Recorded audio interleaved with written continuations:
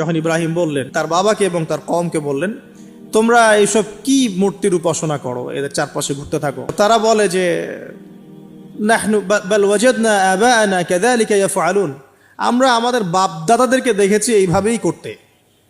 তাদের রেফারেন্স কিন্তু এটাই ছিল, কোনো দালিলিক জ্ঞানতাত্ত্বিক যুক্তি বিজ্ঞান দর্শন এখানে নাই। দর্শন এখানে কি ফিলোসফিটা কি, বাপ দাদাদেরকে দেখেছি করছে। এখন আসুন ইব্রাহিম আলাইহিস সালামকে কি আনসার দিচ্ছেন, আমরা আমাদের পিতা মাতাদেরকে দেখেছি, বাপ দাদাকে দেখেছি এরকম তাওয়াফ করতে, মূর্তির চারপাশে পূজা করতে, নজর দিতে।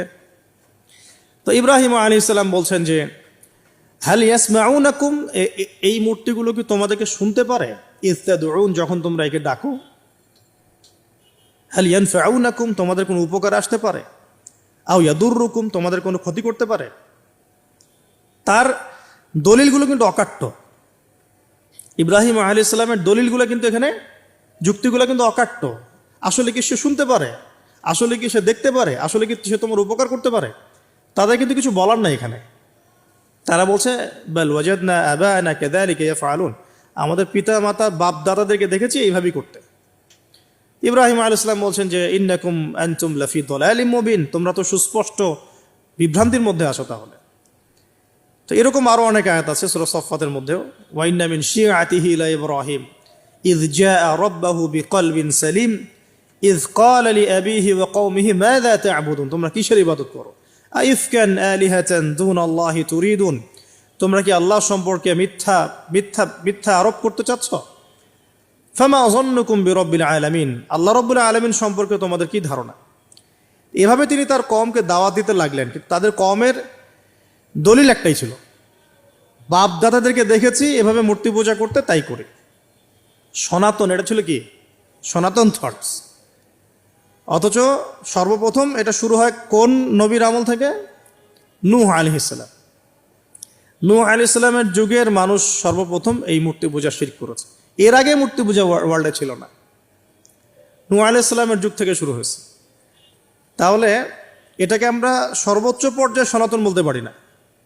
তারও আগে যে সময় চলে গেছে, ওই সময় মানুষ তাওহীদপন্থী ছিল আদম আলাইহিস সালামের যুগে, তখন মানুষ এই কাজ করতো না। শুরুটা কেমন করে হলো? ভালো উদ্দেশ্যেই শুরু হয়েছিল, ভালো মনে করে। কেমন? যে মানুষ এরকম চিন্তা করে নিয়েছিল যে এই মানুষগুলো লাত, উজ্জা, হবল, ইয়াগুথ, ইয়াউক, নাসর, ইয়াগুথ, ইয়াউক, নাসর, এই ভালো মানুষগুলো আল্লাহর খুব নেককার বান্দা ছিলেন। তাদের স্ট্যাচু তৈরি করা যায়, তৈরি করলে কি হবে? এগুলোকে দেখলে আমাদের আগ্রহ জন্মাবে ইবাদত করার ব্যাপারে। এটা ছিল ওদের থটস। শয়তান এভাবেই তাদেরকে ইনফ্লুয়েন্স করেছিল আর কি, তারা তাই করলো। এই জেনারেশনটা যখন মারা গেল, পরের জেনারেশন যখন আসলো, তখন শয়তান ওদেরকে বুঝালো, ধরেন 100-200 বছর পরে বুঝালো যে ওরা খুব ভালো মানুষ ছিল, ওদের মূর্তিকে মসজিদের বাইরে না রেখে ভিতরে ঢুকিয়ে ফেলো, তাদেরকে সেজদা করতে হবে না, ভিতরে ঢুকিয়ে ফেলো, ইবাদতে মনোযোগ আসবে। পরের জেনারেশন এই কাজটাই করলো। থার্ড জেনারেশনকে শয়তান বোঝালো যে সরাসরি ওদের কাছে চাইলেই হবে, তারা আল্লাহ পাকের অনেক কি আনুগত্য প্রাপ্ত, নৈকট্য প্রাপ্ত বান্দা, সরাসরি তাদের কাছে চাইলেই হবে। আল্লাহর কাছে চাওয়া, এখানে চাওয়া একই কথা, ওখানে সেজদা করা, এখানে সেজদা করা একই কথা। এখান থেকে শুরু হলো সরাসরি স্ট্যাচু ওয়ার্শিপ। সরাসরি স্ট্যাচু ওয়ার্শিপিং এখান থেকে শুরু হয়েছে। তো আমরা আমাদের হিন্দু ভাই বোন যারা আছেন, আমাদের আশপাশে অমুসলিম ভাই বোন, তাদের প্রতি সম্মান রেখেই এই হিস্ট্রিগুলো পড়তে বলবো আর কি, এবং যুক্তি দর্শনগুলো খুঁজতে বলবো। আসলে কি তারা শুনতে পায়? আসলে কি সে আমার কোনো উপকার করতে পারে? আসলে কি সে আমার কোনো ক্ষতি করতে পারে? আসলে কি সে সৃষ্টিকর্তার প্রতিমূর্তি হতে পারে কিনা? তো আমরা এটা আহ্বান জানাবো, আমরা কারো ধর্মীয় অনুভূতিতে আঘাত করব না। ইসলাম আমাদেরকে এটা শিখায় না। ইসলাম এটা শিখায় যে মানুষকে হিকমার সাথে, প্রজ্ঞার সাথে দাওয়াত দেয়া, যাতে করে তারা জাহান্নামের রাস্তা থেকে ফিরে আসতে পারে ইনশাআল্লাহ। এখন আসুন, আরও একটা দাওয়াত ইব্রাহিম আলাইহিস সালাম তার কওমকে দিলেন। সেটা কি? এবার এখানে সমাজের মানুষের সাথে ওই সমাজের ধর্ম নেতারাও ছিল। সমাজে কিন্তু কয়েক শ্রেণীর মানুষ থাকে, মানে সামাজিক নেতা, ধর্মনেতা, রাষ্ট্রনেতা। তো রাষ্ট্রনেতা পর্যায়ে এখনও ইব্রাহিম আলাইহিস সালাম যান নাই, এখন সমাজ নেতা আর ধর্মনেতা চলছে আর কি। এবার ধর্মনেতা আসলো, এসে ধর্মনেতারা তাকে বোঝানোর চেষ্টা করলো যে এই আসমানের তারা, চাঁদ, সূর্য, প্রকৃতি, গাছপালা এগুলো ইলাহ, এগুলোর ইবাদত করা যায়। এই ঘটনা আল্লাহ রাব্বুল আলামিন সূরা আনআমের মধ্যে বলেছেন। তো ইব্রাহিম আলাইহিস সালামকে তারা দেখাচ্ছে, এটা আরবীয় একটা কাব্যিক ভাষায় কোরআনে এসেছে, চমৎকার ভাষায়, যে ফালাম্মা জান্না আলাইহিল লাইল, যখন তার উপর রাত আচ্ছাদিত হলো, রাআ কাওকাবা, তখন ইব্রাহিম আলাইহিস সালাম কি দেখলেন? আকাশে তারা দেখলেন। ঠিক আছে, তারা দেখলেন। মূর্তি পূজার এখানেই আছে, ধর্মনেতারাও এখানেই আছে। তো তিনি বলছেন হাযা রব্বি, এটা আমার রব। ফালাম্মা ফালা, যখন তারকাগুলো অস্তমিত হলো, ক্বালা লা উহিব্বুল আফিলিন, আমি তো অস্তমিত যাওয়া জিনিসকে পছন্দ করি না। রব তো অস্তমিত যাবে না, এখানেও যুক্তি লাগবে, তো আমার ফিলোসফি লাগবে, আমার এখানে দর্শন লাগবে, এখানে তো আমাকে মানে প্রজ্ঞা দিয়ে বোঝাতে হবে। এটা তো অস্তমিত হয়ে গেল, এটা তো রব হতে পারে না। ফালাম্মা রাআল কামারা বাযিগান, যখন সে চাঁদকে দেখলো জলজল করছে একদম। আর এখনকার চাঁদ দেখা আগের চাঁদ দেখা তো এক না, এখন তো আমরা চাঁদের আলোই খুঁজে পাই না, তখনকার চাঁদ তো অন্যরকম। তো বাযিগান মানে জলজল করছে। তখন তিনি বলেন হাযা রব্বি, এটা আমার রব। তখন ফালাম্মা ফালা, যখন এটাও অস্তমিত হয়ে গেল, তিনি বলছেন লাইল্লাম ইয়াহদিয়ানি রব্বি লাকুনান্না মিনাল কওমিদ দাল্লিন, আল্লাহ যদি আমাকে হেদায়েত না দেন তাহলে আমি এই দল্লিনদের অন্তর্ভুক্ত হয়ে যাব। ইব্রাহিম আলাইহিস সালাম বলছেন ফালাম্মা রাআ শামসা বাযিগাতান, যখন এবার সূর্যকে দেখলেন দিনের বেলা, এটা তো আরো বড়। হাযা রব্বি হাযা আকবার, এটা আমার রব, এটা সবচেয়ে বড়। হাযা আকবার, এটা সবচেয়ে বড়। ফালাম্মা আফালাত, এটা যখন অস্তমিত হয়ে গেল, তখন তিনি বলছেন এই কথাটা যে ইয়া কওমি ইন্নী বারিউম মিম্মা তুশরিকুন, হে আমার কওম, তোমরা যেগুলোকে দিয়ে আল্লাহর সাথে শরিক করছো, এখান থেকে আমি আমার চেহারাকে ফিরিয়ে নিলাম। সুবহানাল্লাহ। তখন তিনি এই কথাটা বলেন ইন্নী ওয়াজ্জাহতু ওয়াজহিয়া লিল্লাযী ফাতারাস সামাওয়াতি ওয়াল আরদা হানিফাও ওয়া মা আনা মিনাল মুশরিকিন, আমি আমার চেহারাকে ফিরিয়ে নিচ্ছি এই আসমান সমূহ এবং জমিনের সৃষ্টিকর্তার দিকে, এবং আমি মুশরিকদের অন্তর্ভুক্ত নই। ইন্না সলাতি ওয়া নুসুকি ওয়া মাহইয়ায়া ওয়া মামাতি লিল্লাহি রাব্বিল আলামিন, আমার সালাত, আমার কুরবানি, আমার স্যাক্রিফাইস, আমার জীবন, আমার ফুল লাইফ, আমার মৃত্যু, সবকিছু কার জন্য? জগৎসমূহের প্রতিপালক আল্লাহর জন্য। লা শারীকা লাহু, তার কোনো শরীক নাই। ওয়া বিযালিকা উমিরতু, এই একনিষ্ঠভাবে তার ইবাদত করার জন্যই আমি আদিষ্ট হয়েছি। ওয়া বিযালিকা উমিরতু ওয়া আনা মিনাল মুসলিমিন, এবং আমি মুসলিমদের অন্তর্ভুক্ত। এই শুরু হলো এবার পুরো স্পষ্টভাবে তাওহীদের ঘোষণা দেয়া। তবে ইব্রাহিম আলাইহিস সালামের এক একটা পদক্ষেপ কি যৌক্তিক না, বৈজ্ঞানিক না, এবং অকাট্য প্রমাণ আছে না, এগুলোকে কিন্তু ভেদ করতে পারছে না তারা। এবার ইব্রাহিম আলাইহিস সালাম চিন্তা করলেন দ্বারা এবার উচিত শিক্ষা দিতে হবে। তবে আগে বলে নেই, এই যে উচিত শিক্ষাটার কথা বলছে, এটা আবার আপনারা খবরদার ভুলেও কোথাও দিতে যায় না, ঠিক আছে? এটারও সময় আছে। ইব্রাহিম আলাইহিস সালামের সাথে নবী সাল্লাল্লাহু আলাইহি ওয়াসাল্লামের জীবনের মিলের কথা বলছিলাম। নবী সাল্লাল্লাহু আলাইহি ওয়াসাল্লাম মক্কা বিজয়ের আগে কি কখনো মূর্তির গায়ে হাত দিয়েছেন কিনা বলেন? দিয়েছেন না। যখন মক্কা বিজয় হয়ে গেছে, পুরো স্টেটই আপনার, অথরিটি আপনার, তখন আপনি আপনার অ্যাকশন নিতেই পারেন, সেটা আপনার ব্যাপার, তখন আপনি কি করবেন? মুহাম্মদ সাল্লাল্লাহু আলাইহি ওয়াসাল্লাম কাবা ঘরে ঢুকে তখন মূর্তি ভেঙেছেন এবং বলেছেন ওয়াকুল জাআল হক ওয়া যাকাল বাতিল ইন্নাল বাতিলা কানা যাহুকা, তাই না? তো ইব্রাহিম আলাইহিস সালাম এবার শিক্ষা দেওয়ার চিন্তা করছেন। তিনি বলছেন যে যখন এরা মেলাতে যাবে, ওই উৎসবে যাবে, তখন আমি এদেরকে দেখে নিব। এটাও কোরআন চমৎকারভাবে বলেছে যে ইয ক্বালা লিআবিহি ওয়া কওমিহি মাযা তা'বুদুন ইফকান আলিহাতান দুনাল্লাহি তুরিদুন ফামা যান্নুকুম বিরাব্বিল আলামিন। হ্যাঁ, ফারাগা ইলা আলিহাতিহিম ফাকালা আলা তা'কুলুন। ইব্রাহিম আলাইহিস সালাম এবার যখন ওরা মেলায় চলে গেছে, যাওয়ার আগে আবার ইব্রাহিম আলাইহিস সালাম বলছিলেন যে ইন্নী সাকিম, আমি হচ্ছি অসুস্থ। আমি কি অসুস্থ? নাযারা নাযরাতান ফিন নুজুম, ইব্রাহিম আলাইহিস সালাম রাতের বেলা আকাশের দিকে তাকালেন একবার, তাকিয়ে ওদেরকে বললেন যে ইন্নী সাকিম, আমি অসুস্থ। এটা কৌশল, আমি অসুস্থ, এটা কৌশল। তো এই কৌশল আবার সব জায়গায় ঘাটাতে যায় না আর কি। তো এবার যখন তারা চলে গেল, ফারাগা ইলা আলিহাতিহিম ফাকালা আলা তা'কুলুন, এবার তিনি ওই মূর্তি গৃহ যেটা ওদের, ওখানে ঢুকে বলছেন যে আলা তা'কুলুন, তোমাদের কি হলো, খাচ্ছ না কেন?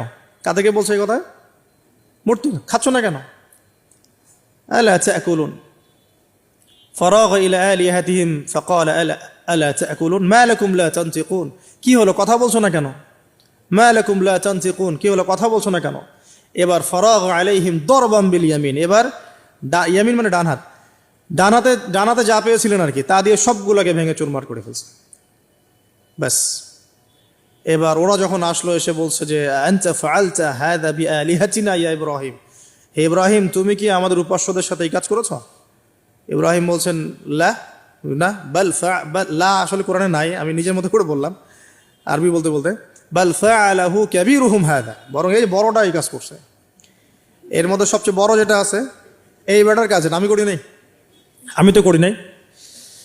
তখন ওরা তো এটা তো হতভম্ব হয়ে গেল, যে সে বলছে যে তুমি তো জানো, তুমি তো খুব ভালো করেই জানো যে তারা কথা বলতে পারে না, নড়াচড়া করতে পারে না, কিছুই করতে পারে না। তখন তিনি বললেন তাহলে তোমরা কেন এমন ইলাহের উপাসনা করো যে কথাও বলতে পারে না, শুনতেও পারে না, দেখতেও পারে না, তোমার উপকারও করতে পারে না, ক্ষতিও করতে পারে না। কিন্তু এবারও কিন্তু যুক্তি নাই কোনো, তাদের কাছে কোনো দলিল নাই, কোনো প্রমাণ নাই, কোনো যুক্তি দর্শন কিচ্ছু নাই। এবার শুরু হলো জুলুম। জালেমের কাজ কি? যুক্তি, জ্ঞান, দর্শন, বিজ্ঞান এগুলো দিয়ে যখন পরাস্ত, এগুলো দিয়ে পারছি না, এবার পেশি শক্তি। এবার কি? পেশি শক্তি। ব্যাস, এবার পেশি শক্তি। ইব্রাহিম আলাইহিস সালামকে নিয়ে যাওয়া হচ্ছে নমরুদের দরবারে। এবার চলো, এবার তোমার আজকে খবর আছে। এবার পুরো রিমান্ড হবে 7 দিনের। একদিন রিমান্ড হলেই অবস্থা খারাপ হয়ে যাওয়ার কথা। তো ইব্রাহিম আলাইহিস সালামকে এবার নিয়ে যাচ্ছে ধরেন নমরুদের কাছে, কি যে হবে আল্লাহ ভালো জানেন। ইব্রাহিম আলাইহিস সালাম যখন যাচ্ছেন তখন কি তিনি জানতেন যে আল্লাহ পাক তাকে আগুন থেকে বাঁচাবেন? এই ঘটনা যে ঘটবে তিনি কি জানতেন? আচ্ছা, আমরা না হয় জানি যে এমনটা হয়েছিল, ইব্রাহিম আলাইহিস সালাম ওই সময় তো আর জানতেন না যে কি হতে যাচ্ছে। তার মানে তার ওই সময় তার ইমানের তেজ, তার স্থিরতা, ইস্তেকামা এবং তাওয়াক্কুল কত বেশি ছিল। তাকে নিয়ে যাওয়া হচ্ছে এবারে নমরুদের সামনে দাঁড় করিয়ে। নমরুদ এবার একটু মজা নিয়ে জিজ্ঞাসা করলো যে কে তোমার রব? ওই কবরের প্রশ্ন করার মতো, মান রব্বুক, তোমার রব কে? তো ইব্রাহিম আলাইহিস সালাম বলছে রব্বি আল্লাযী ইউহয়ী ওয়া ইউমীত, আমার রব তিনি যিনি জীবন দেন মৃত্যুও দেন। এবার নমরুদ বলছে ক্বালা আনা উহয়ী ওয়া উমীত, আমি তো জীবন দিই আর মৃত্যু দেই। কিভাবে? একজন এই যাবজ্জীবন প্রাপ্ত আসামিকে ডেকে নিয়ে ছেড়ে দিল, দিয়ে বললো যে জীবন দিলাম। আর একজন আসামিকে ডেকে তৎক্ষণাৎ মৃত্যুদণ্ড দিয়ে মৃত্যু দিলাম। তো ইব্রাহিম দেখলেন আলাইহিস সালাম এ তো মোটা বুদ্ধির মানুষ, কারণ যে যত বড় জালেম হয় তার বুদ্ধি তত মোটা হয়, কিন্তু এটা মাথায় রাখবেন।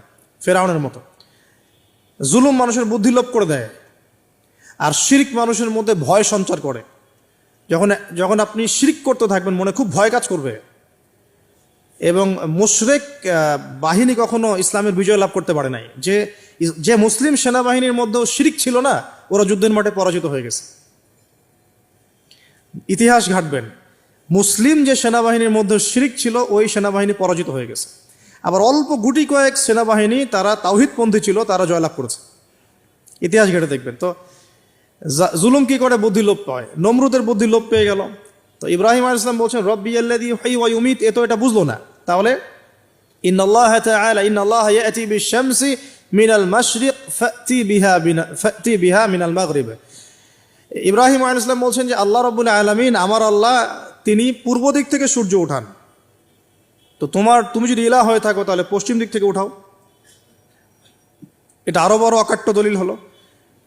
তার অবস্থাটা আল্লাহ ব্যাখ্যা করছেন এভাবে, আল্লাহ বলছেন ফাবুহিতাল্লাযী কাফার, কাফের একদম হতভম্ব হয়ে গেল। একদম হতভম্ব হয়তো লাভ নাই, পেশি শক্তি আছে আমার, তোমার যুক্তি, বিজ্ঞান, দর্শন, থিওরি তো আমার দরকার নাই, তোমার দিনের জ্ঞানের এলিমেন্ট তোমার দরকার নাই, তোমার ওয়াজ নসিহতের আমার দরকার নাই। আমার কাছে কি আছে? পেশি শক্তি আছে, পিঠায় সব সিধা করে ফেলাবে একেবারে।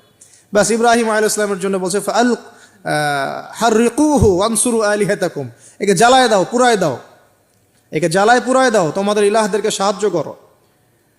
আল্লাহ পাক অন্য জায়গায় বলছেন যে ফাআরাদু বিহি কাইদান ফাজআলনাহুমুল আসফালিন, তারা ইব্রাহিম আলাইহিস সালামকে নিয়ে একটা বিশেষ বড় একটা কৌশল করলো। এই কৌশলটা কি ছিল? তাকে অগ্নিকুণ্ডের মধ্যে ফেলে দেওয়ার একটা চেষ্টা করলো, আগুন জ্বালিয়ে রাখলো। বলা হয় 40 দিন, এগুলো হিস্ট্রি বা তাফসীরগুলোতে আসছে, আমি just Quran text to the point বলছি। তো আগুন দাউ দাউ করে জ্বলতে লাগলো, ওই ব্যাবিলন, ওখানকার সব মানুষ দেখছে বিষয়টা। তো ইব্রাহিম আলাইহিস সালামকে ফেলে দেওয়া হবে। দেখেন, যখন ফেলে দেওয়া হবে তখন কি ইব্রাহিম জানতেন যে তিনি আগুনে পুড়বেন না? তিনি তাহলে প্রস্তুত ছিলেন, তিনি তখন জীবন দেওয়ার জন্য প্রস্তুত ছিলেন। ঠিক আছে, এখন তাকে ফেলে দেওয়া হচ্ছে, ঠিক ওই সময়ে জিবরাইল আলাইহিস সালামের আগমন। সুবহানাল্লাহ। তিনি এসে বলছিলেন যে আমার কাছে কোনো হাজত আছে নাকি আপনার? তখনও ইব্রাহিম আলাইহিস সালাম বলেছেন, আপনার কাছে আমার কোনো হাজত নাই। হাসবি আল্লাহ ওয়া নি'মাল ওয়াকিল, এই যে কথাটা আমরা বলি, হাসবুন আল্লাহ ওয়া নি'মাল ওয়াকিল, হাসবি আল্লাহ ওয়া নি'মাল ওয়াকিল, ইব্রাহিম আলাইহিস সালাম বললেন আল্লাহই আমার জন্য যথেষ্ট এবং তিনিই আমার উত্তম কর্মবিধায়ক। ব্যাস, এরকম মোমেন্টে বান্দা যখন আল্লাহকে এভাবে চাবে, আল্লাহ রাব্বুল আলামিন না এসে পারবেন? কখনোই পারবেন না ইনশাআল্লাহ তাআলা। তখন আল্লাহ রাব্বুল আলামিনের আদেশ চলে আসলো, ইয়া নার, হে আগুন, কুনি বারদান ওয়া সালামান আলা ইব্রাহিম, ইব্রাহিমের জন্য ঠান্ডা হয়ে যাও, শীতল ঠান্ডা হও, মানে খুব শীতল না, বা আরামদায়ক শীতল ঠান্ডা হয়ে যাও। সুবহানাল্লাহ। এভাবে আল্লাহ রাব্বুল আলামিন ইব্রাহিম আলাইহিস সালামকে অগ্নি পরীক্ষা থেকে বাঁচালেন। ওখানে ইব্রাহিম আলাইহিস সালাম থাকলেন, কোনো ক্ষতি হলো না। তিনি পরবর্তী সময় বলেছিলেন ওই সময়টুকুর মধ্যেই তিনি শান্তিতে ছিলেন। ওই যে বললাম না, অনেকে যে নির্যাতন নিপীড়নের শিকার হয় তারপরে বলে যে ওই সময়টুকুই ভালো ছিলাম, আল্লাহকে পেয়েছিলাম, তেলাওয়াত বেশি ছিল, তাহাজ্জুদ বেশি ছিল, পরে ফিতনার যুগে চলে আসছি। তো এই হলো অগ্নি পরীক্ষা। এরপরে কমকে দাওয়াত দেওয়ার হলো না, সেখান থেকে চলে যেতে হলো। ওই যে অগ্নি পরীক্ষা ইব্রাহিম আলাইহিস সালামকে এখানে দিতে হয়েছে, ওই রকম পরীক্ষা আমাদের নবী সাল্লাল্লাহু আলাইহি ওয়াসাল্লামকে দিতে হয়েছে তায়েফের মাঠে, দিতে হয়েছে বদরের মাঠে, উহুদের মাঠে। এখানে আল্লাহ পাক ফেরেশতা নামিয়ে দিয়েছেন সাহায্যের জন্য, বদরের মাঠে দেখেন, উহুদের মাঠে আল্লাহ পাক ফেরেশতা নামিয়েছেন সাহায্যের জন্য। একদম হুবাহু মিল পাবেন আপনি জিনিসগুলো, খালি বাসিরা থাকলেই হবে, ধরতে পারলেই হবে জিনিসগুলো। সামনে যাই, এবার শুরু হলো জীবনের দ্বিতীয় পর্যায়ে। এবার তিনি হিজরত করে চলে যাচ্ছেন। দেখেন, এখানেও হিজরত, আবার নবী সাল্লাল্লাহু আলাইহি ওয়াসাল্লামের যুগেও মক্কা থেকে মদিনায় নবীগণের জীবনের সাথে এগুলো জড়িত। ঠিক আছে, এখন যাওয়ার তো একজন সাথী লাগবে। তো একাকিত্বের জীবনের অবসান ঘটলো, আল্লাহ রাব্বুল আলামিন তাকে সাথী দিলেন। সাথীর নাম হচ্ছে সারা আলাইহিস সালাম। কি নাম? অনন্য সুন্দরী নারী ছিলেন। ইতিহাসে বলা হয় যে দুজন নারী সবচেয়ে বেশি সুন্দরী, দুজন। আমাদের মতো আর্টিফিশিয়াল সুন্দরী না, আর্টিফিশিয়াল সুন্দরী কথা বলো, অরিজিনালি সুন্দরী দুজন নারীর কথা বলা হয়েছে। একজন হচ্ছেন হাওয়া আলাইহিস সালাম, অনন্য সুন্দরী নারী ছিলেন, এবং আরেকজন সারা আলাইহিস সালাম, তিনি পরম সুন্দরী নারী ছিলেন। দেখেন, সারা আলাইহিস সালাম, তার গর্ভ থেকে কিন্তু পরবর্তীতে মানে সন্তান তো প্রথমে হচ্ছিল না, তাই না? শেষ বয়সে গিয়ে সন্তান হলো। হাজরা আলাইহিস সালামের গর্ভ থেকে কি ইসমাইল, আর সারা আলাইহিস সালামের গর্ভ থেকে ইসহাক। ইসহাক আলাইহিস সালামের পরে ইয়াকুব, তার নাম হচ্ছে বনু ইসরাইল, তার নাম হচ্ছে ইসরাইল। আর ইয়াকুবের পরবর্তী বংশধর যারা, তারা কি? বনু ইসরাইল। তাই বনু ইসরাইলের মধ্যে ইউসুফ হাসান, ইউসুফ সবচেয়ে সুন্দর ছেলে না? সারা আলাইহিস সালামের সৌন্দর্য, সুবহানাল্লাহ, কথা বুঝতে পারছেন? মায়ের সৌন্দর্য, মার বাবা, তারা ছিলেন পরম সুন্দর। এখন সারা আলাইহিস সালামের সাথে বিয়ে হলো। দেখেন, এই যে লম্বা সময় আলোচনা করলাম, এই সময়টুকুর মধ্যে ইব্রাহিম আলাইহিস সালামের দাওয়াতে মাত্র দুজন মানুষ মুসলমান হয়েছে। কজন? একজন হলো তার স্ত্রী সারা, আর একজন হচ্ছে তার ভাতিজা, তার নাম লুত। ভাতিজার নাম কি? লুত। পরবর্তীতে তিনিও নবী হয়েছিলেন, এবং তাকে সাদুম গোত্রের কাছে পাঠানো হয়েছিল। কোন পাপের কারণে?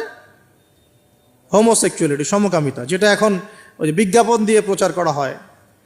এবং ঢাকা শহরে যদি একটা শুমারি করা হয়, দেখবেন এদের সংখ্যা কম হবে না।